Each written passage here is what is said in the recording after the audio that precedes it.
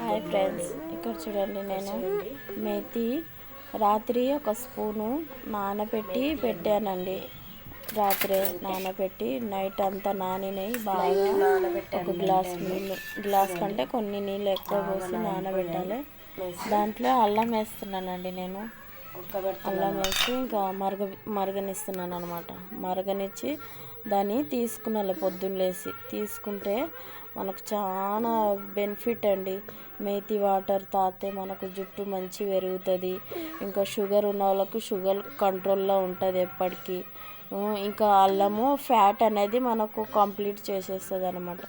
అంటే మనం బక్కగా కావడానికి, స్లిమ్ కావడానికి ఇదే ఒక చిన్న టిప్పులాగా పనిచేస్తుంది అనమాట.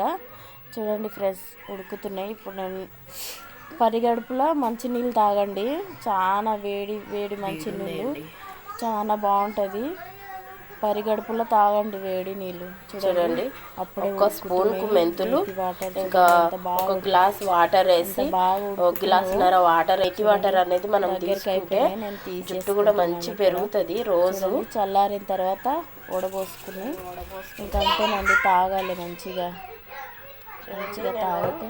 నేను ఉప్పు వేసుకుంటున్నాను. మీ దగ్గర మధు ఉంటే మధు వేసుకోండి.